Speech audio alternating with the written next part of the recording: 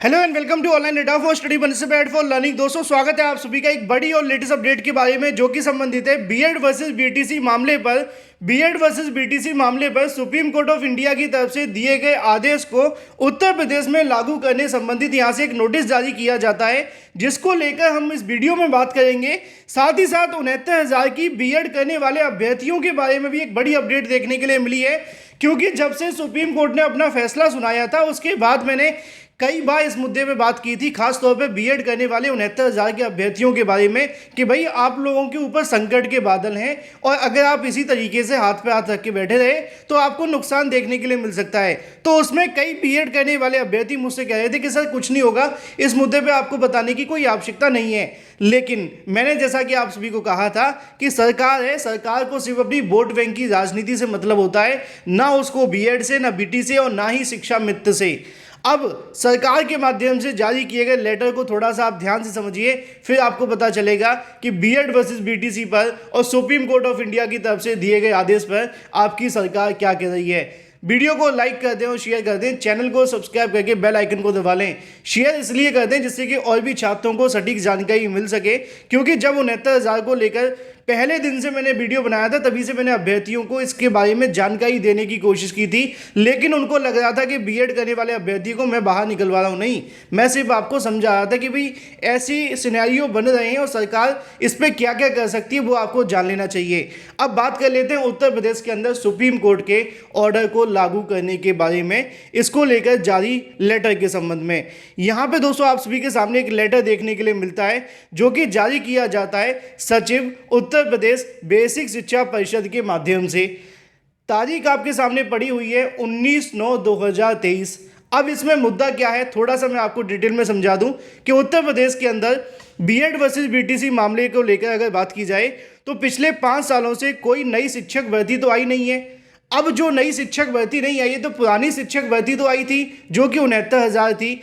क्योंकि नई शिक्षक भर्ती आई नहीं है तो यहाँ पे नई को लेकर बात नहीं की जा रही है, बात की जा रही है पुरानी शिक्षक भर्ती को लेकर।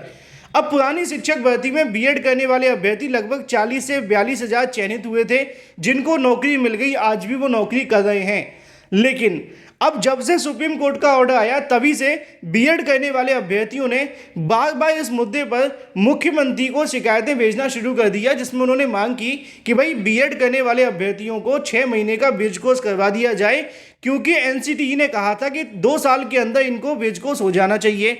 अब क्या होता है आगे नीचे आप समझ सकते हैं। नीचे लिखा हुआ है कि माननीय मुख्यमंत्री जी के कार्यालय से प्राप्त संदर्भ संख्या जो लिखी हुई है उसके संदर्भ में कृपया उपयुक्त विषय प्रकरण के संदर्भ ग्रहण करने का कष्ट करें, जो कि माननीय मुख्यमंत्री जी के कार्यालय से संदर्भ संख्या प्राप्त हुई है उसके विषय में।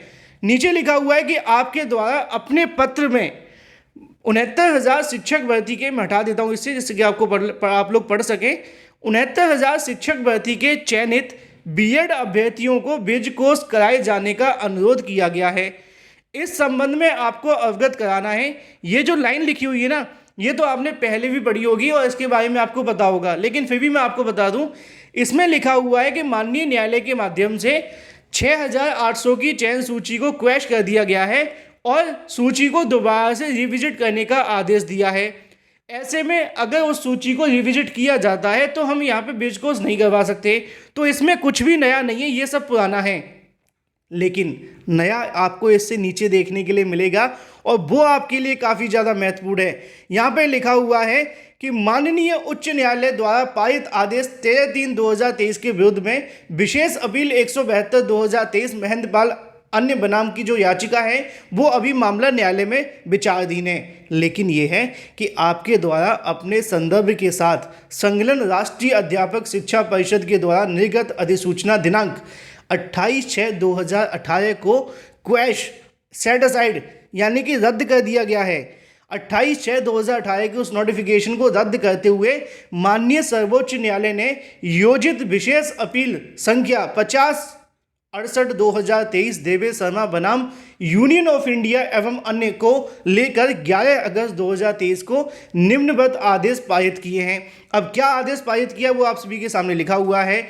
The appeal are dismissed and the judgment date 25/11/2021 of the Rajasthan high court is upheld. The notification date 28/6/2018 is here request and set aside the writ petition and also pending applications stand disposed in light of our judgment। यानी कि इस judgement के आधार पर सभी याचिकाओं को निस्तारित किया जाता है और 25/11/2021 को राजस्थान हाईकोर्ट के द्वारा दिए गए आदेश को मान्य कर दिया जाता है, जिसमें एनसीटीई के 28/6/2018 के नोटिफिकेशन को रद्द कर दिया गया था।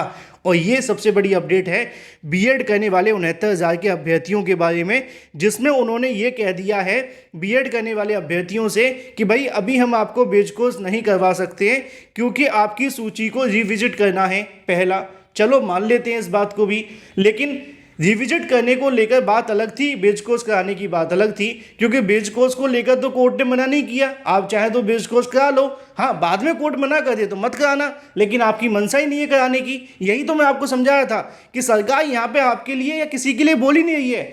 मुद्दे की बात यह है कि सरकार मौन है बीएड को लेकर। 69,000 शिक्षक भर्ती में इस तरीके के जवाब देना कहीं ना कहीं और ज़्यादा मुश्किलें बढ़ा रहा है।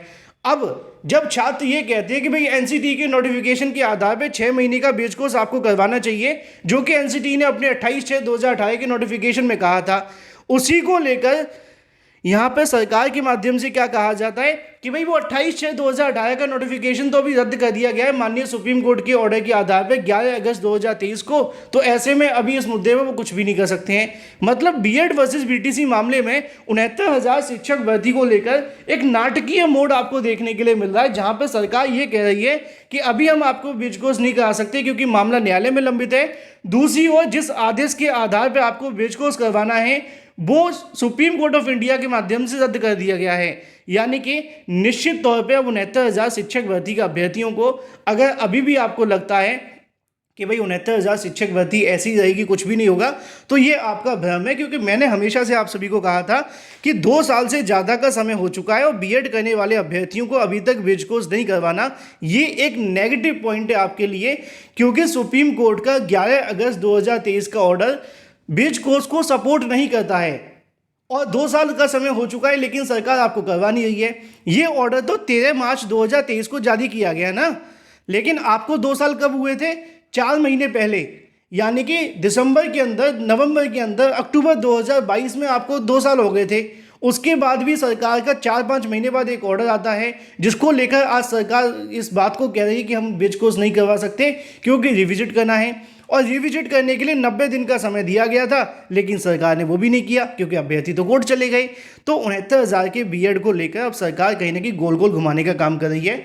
अब उत्तर प्रदेश में सुप्रीम कोर्ट का ऑर्डर लागू हो रहा है या नहीं हो रहा है, इस बात को लेकर आप ही लोग समझें, लेकिन उन्होंने अपने पत्र के अंदर सुप्रीम कोर्ट ऑफ इंडिया के उस आदेश का जिक्र किया है जिसके आधार पर बीएड करने वाले अभ्यर्थी प्राइमरी शिक्षक भर्ती में वैलिड हुए थे। और अगर इसी तरीके से 69,000 के बीएड अभ्यर्थी बैठे रहते हैं तो निश्चित तौर पे उनको एक बहुत बड़ा झटका लगेगा। और इसको लेकर जानकारी मैंने 1 महीने पहले दी थी कि अगर आप इसी तरीके से ये कहते जाएंगे कि हमें कुछ नहीं होगा, हमें कुछ नहीं होगा, तो निश्चित तौर पे आप सभी को बहुत बड़ा झटका लगेगा। अभी भी अगर आपको नहीं समझ में आता तो मेरा काम आपको जानकारी देना है, जैसी कोई जानकारी निकलेगी मैं तो देता रहूँगा। Thank you for watching this video.